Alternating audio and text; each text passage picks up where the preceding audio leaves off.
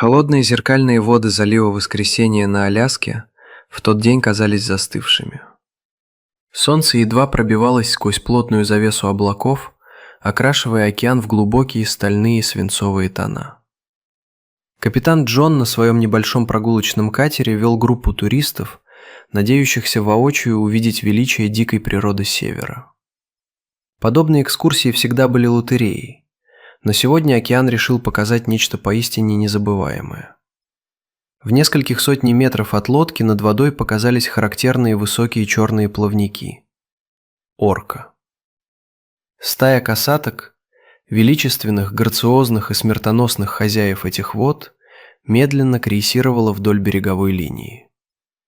Туристы на борту затаили дыхание. Капитан заглушил мотор, позволяя судну мягко покачиваться на волнах, чтобы не пугать животных и дать людям возможность насладиться моментом. Черно-белые гиганты то погружались в пучину, то снова с шумом выпускали фонтаны пара, шумно вдыхая ледяной воздух. Джон наблюдал за ними в бинокль, восхищаясь их слаженными действиями. Касатки не просто плыли, они охотились. Их движения были синхронными, расчетливыми и целенаправленными. Вода вокруг них буквально кипела от скрытого напряжения.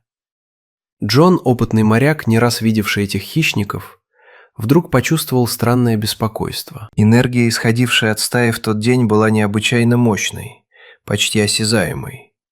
Это было первобытное, леденящее душу ощущение присутствия абсолютного охотника. И вдруг, посреди этой смертельной грации, Джон заметил кое-что еще. Маленькая, едва заметная коричневая точка то появлялась, то исчезала на самой траектории движения касаток. «Эй, смотрите, там чья-то голова показалась!» – крикнул Джон, вглядываясь в воду. Это была морская выдра – калан. Маленькое пушистое существо, которое обычно мирно покачивалось на волнах, завернувшись в морскую капусту, сейчас боролось за свою жизнь. Касатки взяли его в оборот. Для огромных китов-убийц эта выдра была не просто потенциальной добычей. Это была игра. Жестокая игра в кошки-мышки, где шансы жертвы были равны нулю. Джон почувствовал, как у него перехватило дыхание, а в животе завязался тугой узел. Наблюдать за дикой природой всегда волнительно, но видеть, как маленькое, беззащитное существо обречено на гибель прямо у тебя на глазах – это совсем другое. «О боже, этот калан в беде, ему конец», – взволнованно произнес один из пассажиров. Калан действовал на пределе своих физических возможностей. Он нырял, менял направление, пытался запутать преследователей, но касатки были быстрее, умнее и координированнее. Огромные тени скользили прямо под ним, вода вокруг бурлила. Каждый раз, когда выдра выныривала, чтобы сделать глоток воздуха, прямо за ней поднимался огромный черный плавник. Было очевидно, что зверек выбился из сил. Его движения становились все более медленными и отчаянными. И в этот момент отчаяния калан совершил то, чего никто на борту не ожидал. Он повернулся спиной к открытому океану и на полной скорости направился прямо к катеру Джона. «Он плывет к нам! О боже, он направляется прямо к носу лодки!» – закричал капитан, не веря собственным глазам. Маленький зверек плыл так быстро, как только мог, перебирая лапками и разрезая воду. В его движениях читался первобытный ужас. Он искал спасения, и единственным твердым предметом среди этого жидкого ада была человеческая лодка. Выдра доплыла до носовой части катера и попыталась взобраться по гладкому борту. Но пластик был слишком скользким, а борта слишком высокими для маленького животного. Калан скреб когтями по обшивке, соскальзывал обратно в воду, испуганно оглядываясь назад, где в воде зловеще мелькали огромные черно-белые тела. «Он хочет выбраться из воды! Он пытается залезть к нам!» – кричали люди на борту, сопереживая маленькому беглецу. В этот момент лодку качнуло. Одна из касаток прошла в считанных метрах от кормы. Джон почувствовал, как воздух наполнился резким специфическим запахом, дыханием океанского хищника. «Я только что вдохнул воздух, который выдохнула касатка», промелькнуло в голове у капитана. и от этой мысли по спине пробежал мороз. Напряжение достигло апогея. Калан исчез из виду под носом лодки.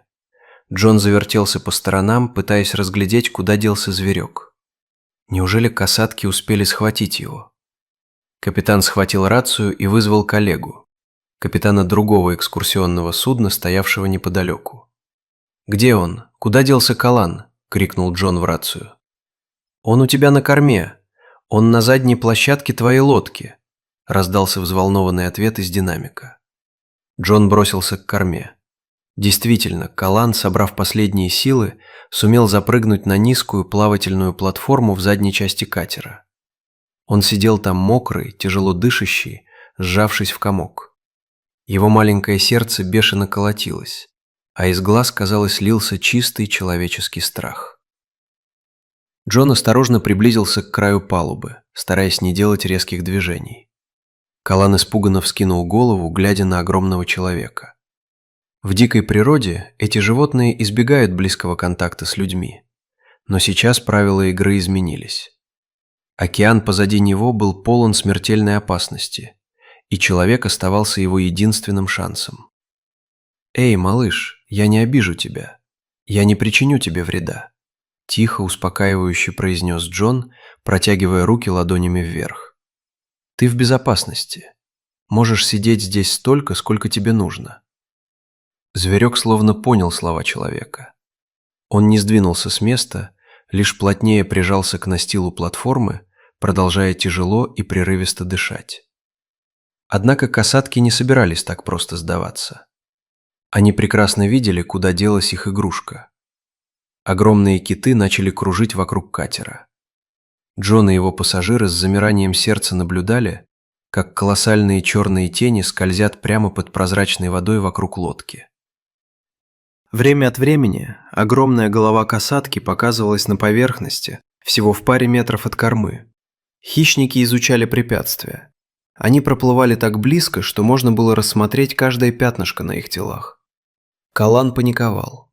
Каждый раз, когда массивный плавник касатки разрезал воду поблизости, выдра в ужасе прыгала обратно в воду, надеясь уплыть, но моментально осознав, что хищники все еще там, в панике запрыгивала обратно на платформу. Этот танец страха повторялся несколько раз. Зверек метался между ледяной водой с хищниками и незнакомой пугающей лодкой с людьми.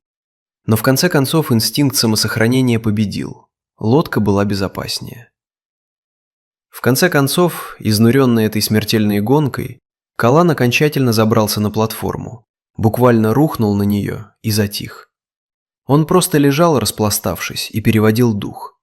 Было видно, что животное находится в состоянии крайнего физического и эмоционального истощения.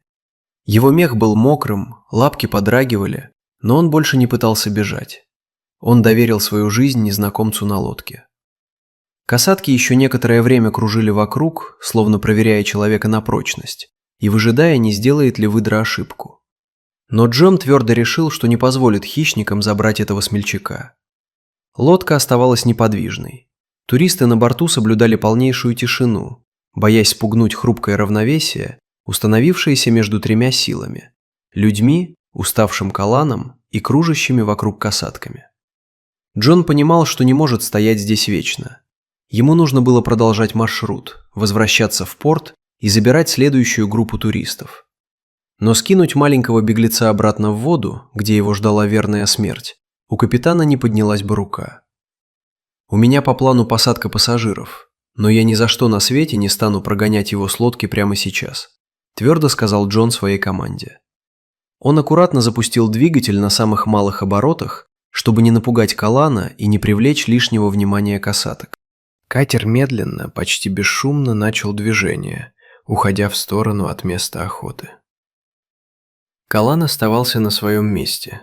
По мере того, как лодка набирала ход и удалялась от опасного района, зверек постепенно успокаивался. Его дыхание выровнялось. Он приподнял голову и начал осматриваться, словно осознавая, что смертельная угроза миновала. Огромные черные плавники касаток оставались все дальше и дальше позади, пока окончательно не скрылись в дымке залива. Они прошли приличное расстояние. Океан вокруг снова стал спокойным и пустынным. Калан поднялся на лапки, отряхнулся и подошел к самому краю платформы, вглядываясь в воду.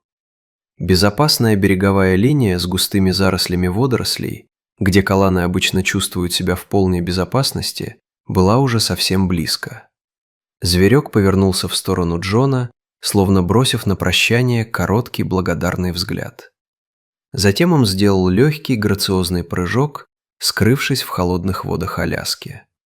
Через секунду его маленькая голова показалась над поверхностью воды.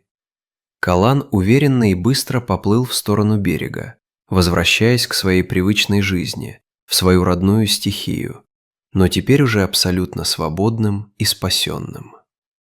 На борту катера раздались дружные аплодисменты и вздохи облегчения. Эта невероятная встреча дикой природы и человека навсегда осталась в памяти каждого, кто находился в тот день на лодке. Маленькая выдра доказала, что жажда жизни способна преодолеть любые преграды и даже заставить довериться тому, кого ты всю жизнь избегал.